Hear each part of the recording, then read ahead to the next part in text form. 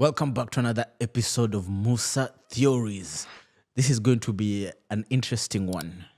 So today we are going to discuss on how Africa got colonized. How we're going to do this. First, I'm going to tell you a small prophecy that happened way back. This is called the Three Lion Prophecy. So back in Africa before colonization and before anyone discovered Africa, there used to be people who are good at prophecy. There are people who are good at prophecy. Others were rainmakers. Others were healers. So the healers were basically the doctors. Rainmakers were people like when it's time for drought, they will go pray to the gods and do whatever, and there will be rain, and then the farmers will be happy, start planting season. Then there were call them prophets, but they used to call them foreseers. These were the prophets. So in the whole of Africa, North, East, West, South, and Central, there were different foreseers who gave out a prophecy. This is how the prophecy went by. They were like, there will be three lions that will come to Africa. The first lion will come to spy. The second lion will come for your culture. And the third lion will come for your wealth. That's the three lion prophecy. My name is Moses and welcome to Moussa Theories. Let's begin. So today's episode is how Africa got colonized. For most people, Africa got colonized by the British, the Portuguese, the French, the Belgians, basically depending where you will see. Most of East and South Africa is East, South, and part of North was colonized by the British. Most of West Africa was colonized by the French. Basically, the biggest shareholders of colonialism were the British and the French. The Germans were there like in Tanganyika, right now known as Tanzania. But after the World War, when the Germans were defeated in the war, the British took over. The Italians the same way. So a point to note, there are few countries that were not colonized. So the first country which was not colonized was Ethiopia, and the other one was Liberia. I think so. Liberia, yeah. So Liberia was not colonized because it was, let's say, a setup land that was used to bring or to settle the freed slaves. Because after a while, slavery was stopped. And they were like, okay, fine, where are we going to put these other people who were sold, but we have to return them? So they returned them to Liberia. The reason why Ethiopia was not colonized was because they defeated the Italians in something which is called right now the Battle of Adwa or Adoa. I hope I'm pronouncing that right. But basically, those were the two countries that were not colonized. So let us look at colonization. How did it begin? Like I told you, the three lion theory, they say the first lion will be the spy. So how does this prophecy relate to colonialism? I'll explain it right now. So the first lion was the spy. How was this relevant? So the spy were the explorers. So before the colonizers came and whoever was, there was colonizers like people like Vasco da Gama who were coming from all the way from Europe looking for a shorter route to India. Some people say, oh, they were looking for spices, which I don't buy it. There's no way you'll take a ship all the way from Europe, go around Africa, all the way to India in the name of spices just to make your curry goat. Nah, I'm not convinced. Tell me something else. But basically, they were basically the spies. They're the ones who went around Africa to look what's going on. Who are these kind of people? So basically, Vasco da Gama and some of the explorers who were there were just basically mapping the whole continent. Like, what's going on here? Who are these people? Because they had to go back and report to the kings in Europe, because by then most of Europe was under monarch rule. Like in England, there was like there was the kings there. There's the Tudor time. There was the Queen Elizabeth, all that stuff.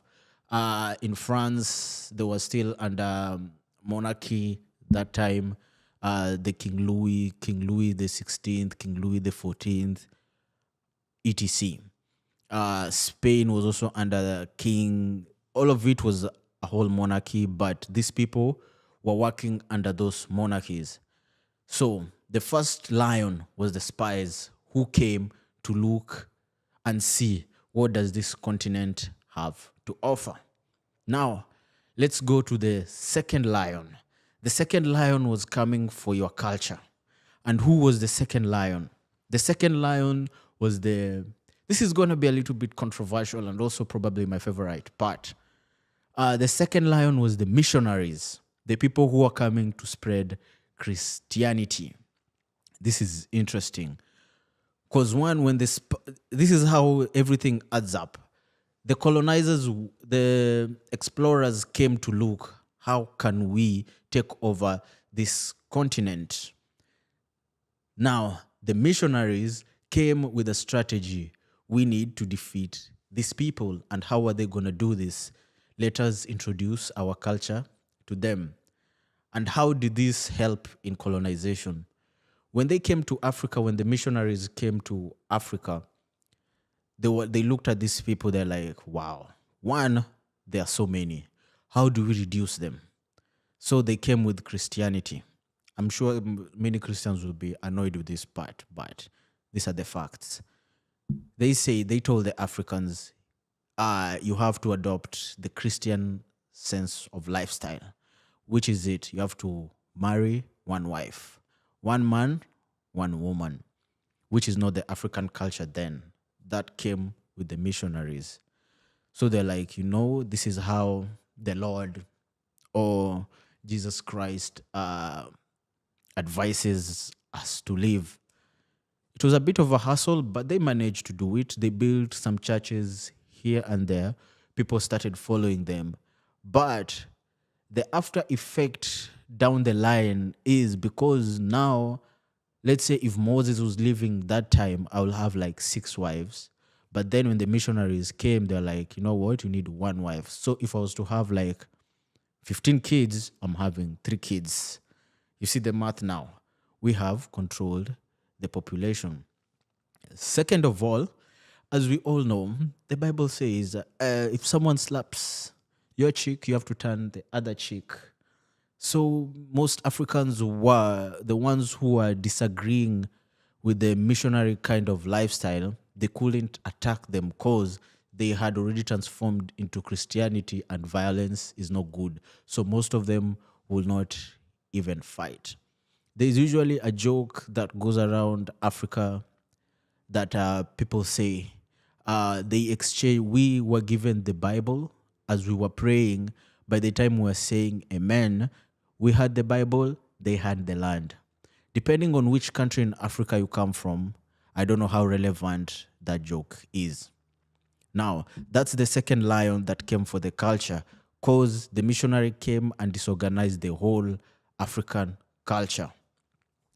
Now, let's talk about the third lion, where we're going to put most of the focus on. Now came the colonizers. The colonizers came now to attack, get the wealth, get whatever they could get out of Africa. So I'll give an example of like the British. So the British formed something called, they had there were companies which were involved in colonization. But before we go into colonization, we're going to talk about how they even decided to colonize Africa. So you have to look at something called the Berlin Conference, which was organized by Otto von Bismarck. So basically all European countries came with a map of Africa, and then they started mapping. They're like, okay, the British will take Nigeria, Ghana. French will take like Cote d'Ivoire, Togo, Mali, Burkina Faso. Basically, it was like, how do we share this loot? And they had agreements, like no one would encroach on each other's land. But this was done in a strategic way. if you look at African countries, how the borders are, all the borders in Africa today, they were not drawn up by any African at all. This is all colonialism, total. Whatever you see, even the names, Kenya, Uganda, most of it, they were named by their masters, that's the colonizers. So they named countries. Some of the countries have already changed names. Like here's a point to note: like a country like Zambia and Zimbabwe had different names that time. It was Northern Rhodesia, which was Zambia, if I'm not wrong. Then Southern Rhodesia will be Zimbabwe.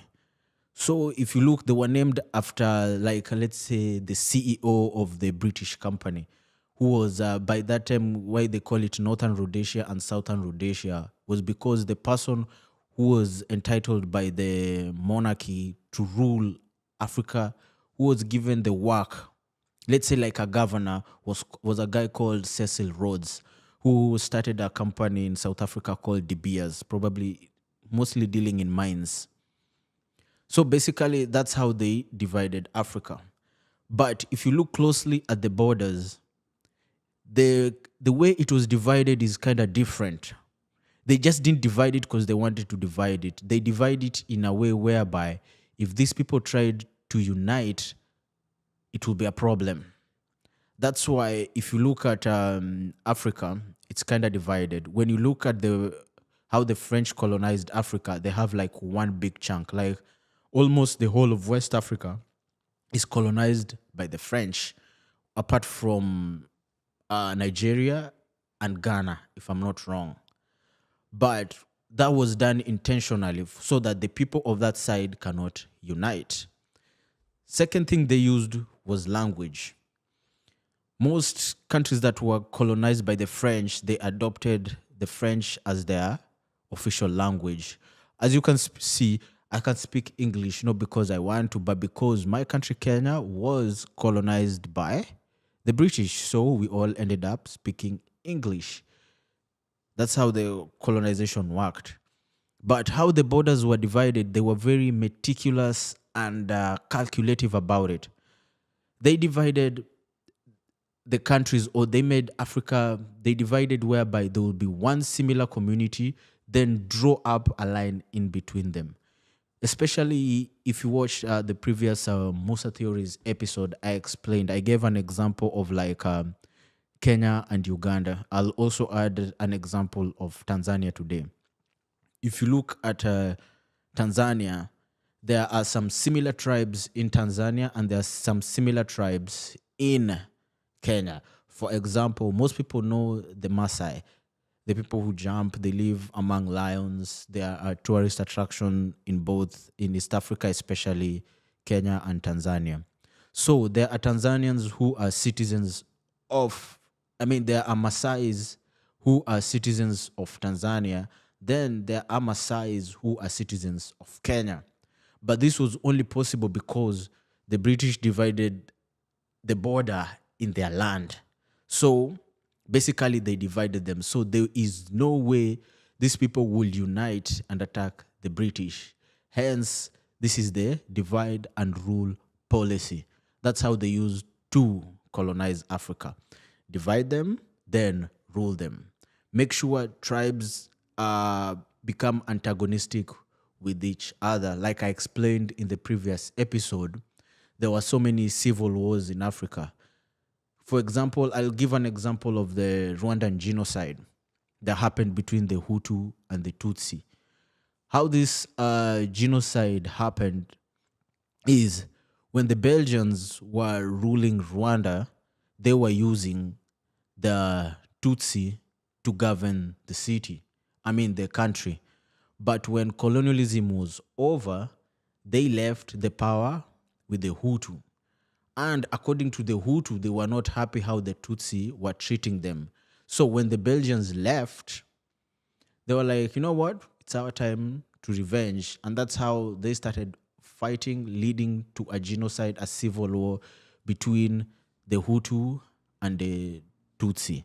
A good movie recommendation, I will say, go watch 100 Days and Hotel Rwanda. It will give you a brief history about the civil war in Rwanda, which still has some. It has a big significance of African history. So all that was caused by, I will say, it's an aftermath of colonization. These are one people just because they were used differently by the colonial masters, they ended up being antagonistic tribes.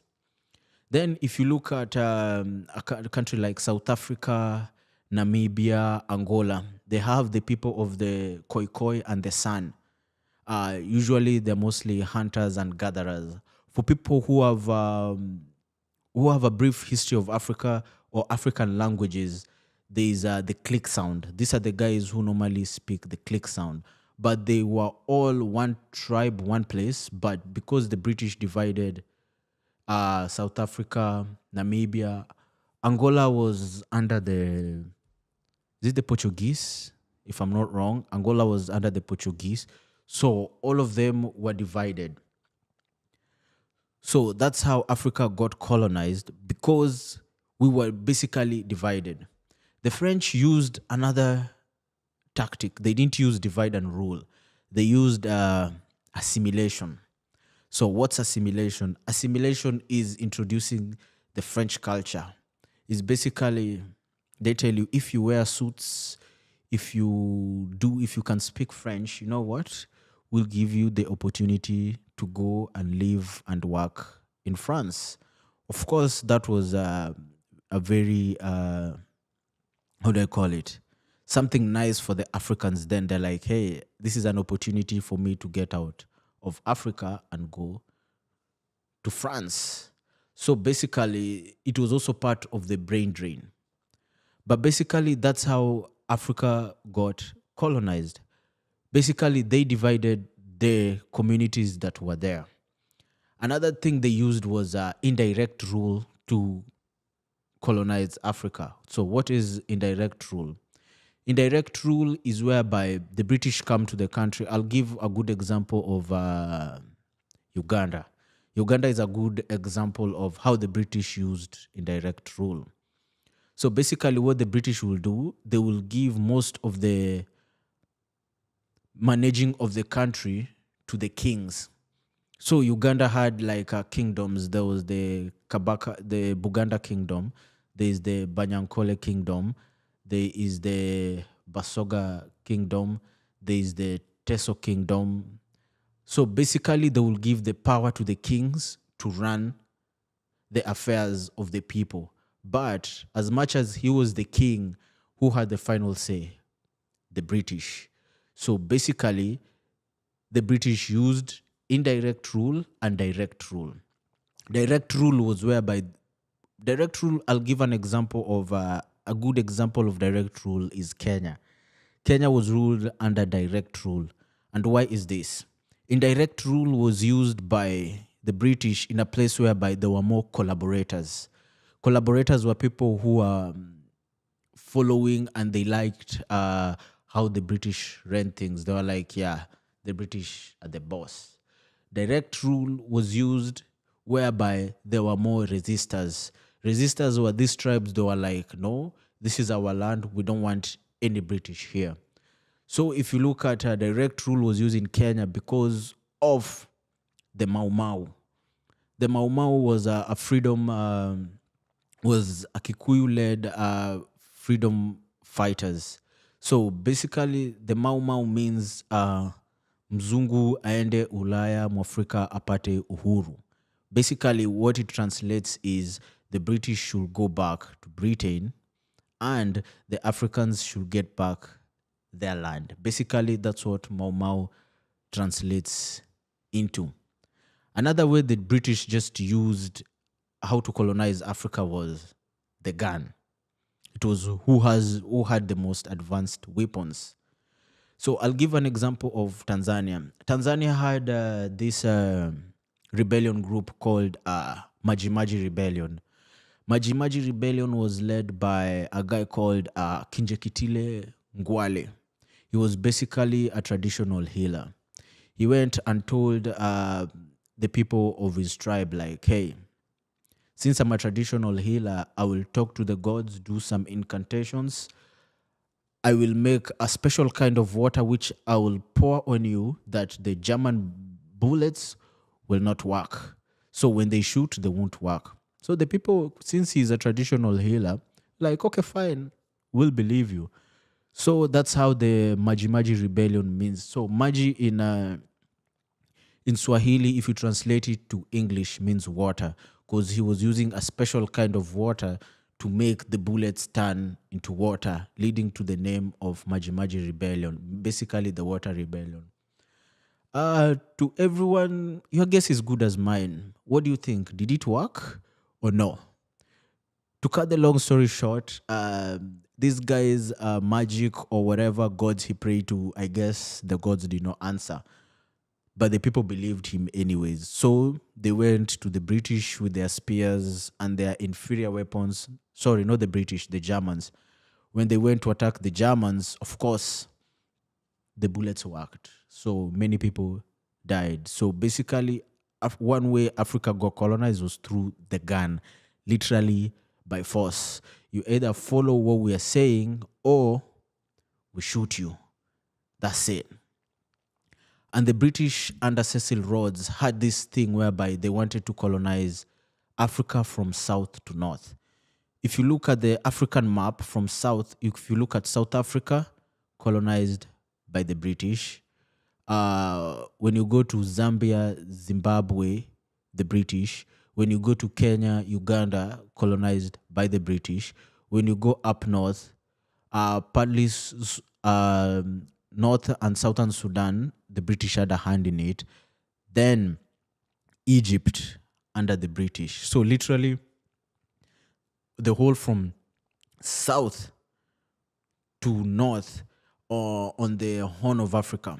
When I say the Horn of Africa, I mean that part of Somalia that literally looks like a rhino's horn. That's why they call it the Horn of Africa. They literally wanted to control all of that, of which there are some countries they were able to get, others they couldn't get. Another way the British used to colonize Africa, actually, this is the most recent one that was used. This is called the apartheid policy. Basically, the apartheid policy was used in South Africa under one of the presidents, F.W. de Klerk. How was this? So apartheid policy was to divide services between the Africans, the Europeans, and the Indians. So basically, it was a class system whereby you'll go to a restaurant, they will tell you this side is for only the whites, this side is only for the Africans. That was basically the apartheid policy. Like there were some services only for the Africans, there were some services only for the whites who were the colonizers by then. How this happened is they even segregated some places whereby the Africans could only live. These places, they used to call them the Bantustans. Something that really relates to Bantustans right now is like if you look at one of Africa's biggest slums, Soweto. Soweto during the apartheid policy times was a Bantustan whereby all the Africans usually just live. Also, the apartheid policy, how they used it was not to give the African children education, or they will give them minimal education, as little as they could give. So they didn't have the knowledge or the skills to do any kinds of jobs. So all the jobs were to anyone else apart from the Africans. So the Africans were literally kept poor. They did not have any at all, any kind of skills or any kind of way of trying to help themselves or even fight for their freedom, because they didn't know how to, because they don't have the education at all. That was the apartheid policy, which led to the rise of ANC, the African National Congress. Yeah, it's the African National Congress that was led by people like Nelson Mandela, who started fighting for their freedom. But basically, the point of the Berlin Conference was to divide all African countries so that it will be so hard, like literally so hard, up to now, for Africans to unite. That's how colonialism even affects us up to today. For example, the time when the African Union was being formed, someone like Kwame Nkrumah came with a proposal in the African Union to have Africa to just be one country. But due to the differences, like some African countries that were colonized by the French, they're like, oh, you guys only speak English. Why should we be one African country? Like, we can't speak the same language. That did not work because how effective colonialism was that you guys cannot unite because you have copied all the European ways and which is different. These guys have copied the French kind of lifestyle. These guys have copied the British kind of lifestyle. These guys have copied the Portuguese kind of lifestyle. So coming together to unite is a problem. Another thing that colonialism really became so effective was religion. If you look at the map of Africa again, you'll realize most of the north is Islam, most of the south is Christian. So for you to be able to merge these two people, it's really, really, really, really, really hard. Then another thing that African colonizers made sure we couldn't do was to form our own systems. If you look at the world today, there's so many systems. There's capitalism, socialism, communism. There's nothing for Africa. Like, and African countries, they only have those options. African countries are either capitalists, socialists, or communists, which is rare, but they either follow the East or the West. There's no kind of way. But I've given you all the problems, but now the main point of this episode today is like how Africa got colonized. I will also ask the question is, how do we get out of this trap? How do we get out from the trap of colonialism? Because in my own personal opinion, it's the one that's keeping us behind. Because even our politics is similar to our colonialists' kind of politics. Like we have political parties, the British have political parties. Basically, it's one and the same thing. The only difference is this is Africa, the other one is Europe. So one thing, here are my solutions, and I'm sure people will disagree with this because it's going to be very controversial. One, get rid of the political systems we have. We have to start from scratch because whatever we are using is a colonial way of politics. Basically, it's a colonial way of leadership. We need to go back to the Ubuntu style of leadership. So what is Ubuntu? Ubuntu was a style of leadership that was in Africa before colonization. So basically, what is Ubuntu? Ubuntu is you are because I am, and I am because you are. If you are to translate it right now, I'll use a good Christian example is love your neighbor as you love yourself. Basically, that's basically Ubuntu. It actually came to be known with other different names. If you go to Tanzania, they had something called the Ujamaa. Ujamaa is a brainchild of Ubuntu. Ujamaa is togetherness. If you go to Tanzania, basically, they are more, the most language they use is Swahili because that was their uniting language. If you go to Kenya, Ujamaa was actually, before I forget, it was started by the first president of Tanzania, Julius Kabarage Nyerere. When you go to Kenya, there is the Harambee system, which was started by the late Mzee Jomo Kenyatta. Harambee basically means togetherness. It's also a brainchild of Ubuntu. I am because you are, and you are because I am. In South Africa, they had similar things like there was this uh, slogan during time when they're trying to fight for their independence. Uh, if I'm to pronounce it correctly, it is Umkhonto Wesizwe, literally the spear of the nation. Literally, if you were to translate that slogan, basically is it literally means all of us are the nation. Everyone has to participate in nation building.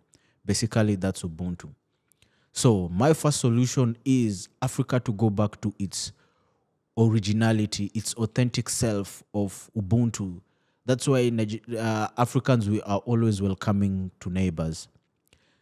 The second solution is religion. Religion is actually a hindrance to Africa progressing. But remember, this is my opinion. I don't know what you think. Religion has become it's literally, to me, it's a problem because religion plays a very big part in politics in Africa. For example, according to your religion, it will determine how far you'll go in politics. For example, if you're a politician in a Christian dominated country, if you are of a different religion, the likelihood of you becoming a president is really hard. So you have to, part of it's a silent qualification. For you to become this, you have to be of a certain religion. You have to be praying to a certain God in a certain style. That way, religion has even shaped some of the policies in Africa. So for us to decolonize ourselves, we have to separate religion from politics. A good example of how you're not supposed to combine religion and politics. In the previous episodes, I mentioned the French Revolution. Part of the French Revolution happening was because of religion. Religion was forced onto the people. So when they were fighting to remove religion from everyday government business. And why do I say this?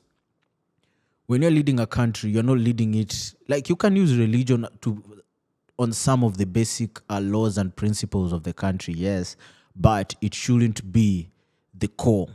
What should be the core should be, how does this society relate? Because in a society, there's different religions. People believe different stuff.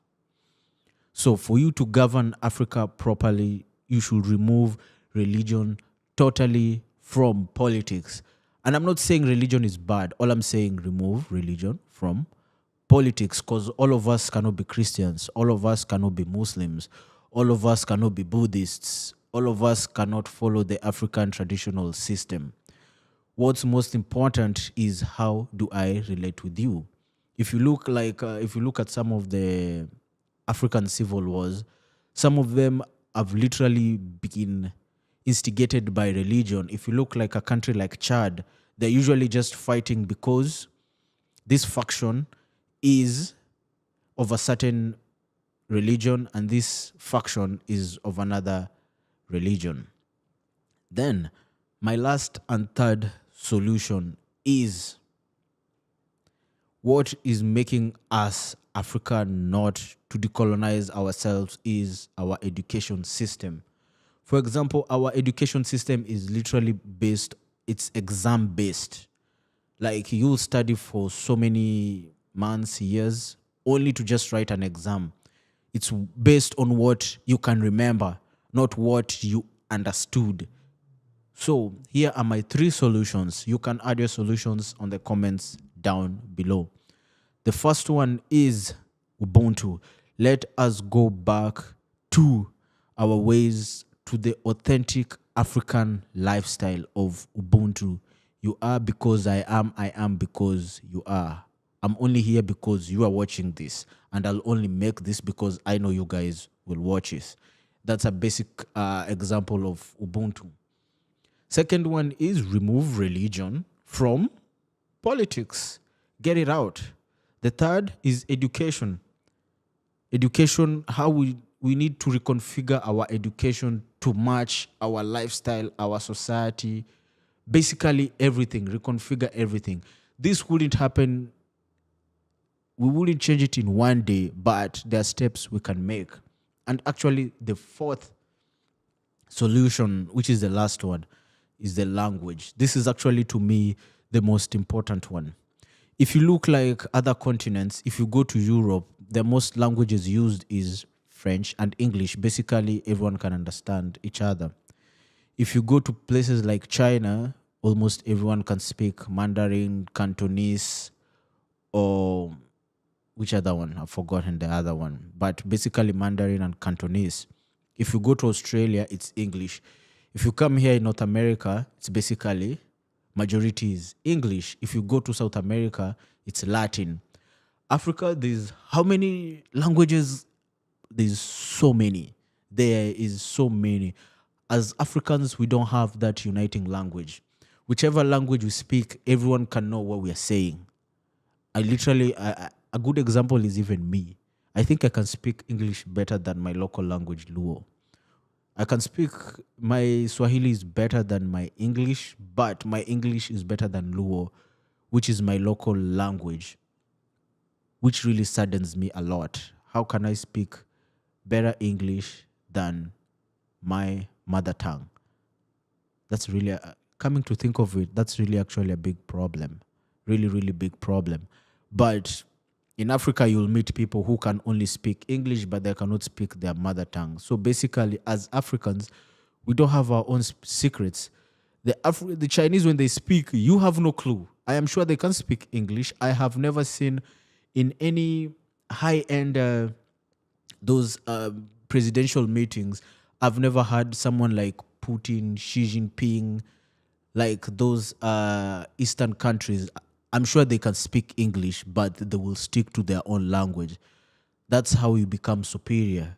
In Africa, we cannot become superior because we have no unifying language. And in me providing a solution, I will advocate for Swahili to be pushed as the unifying language for the whole of Africa. Why would I say that?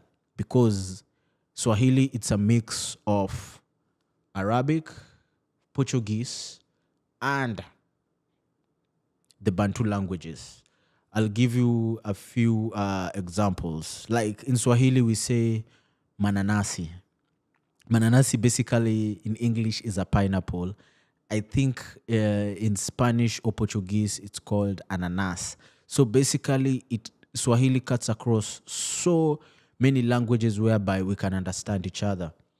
Why again I say Swahili, if you look at South, Central, and East, we have this word called Ntu. Why we call it Bantu? It's Bantu because it's the Ntu people, the Bantu people. So basically in East Africa, when we are to refer to a person, we'll say Mtu. If you go to South Africa, they will say Ntu. So basically, if you look at even the languages themselves, if you go to Malawi, if you go to Zimbabwe, like tribes like the Shona, the Ndebele, if you go to South Africa, the Xhosa, the Zulu, there's too much similarities which some of their words can be used in, they understand some bits of Swahili. So that brings me to the end of this episode of Moussa Theories on how Africa got colonized and some of the solutions we can use to remove ourselves from that sphere of colonization. My name is Moses, and thank you for watching Moussa Theories. That's it for today.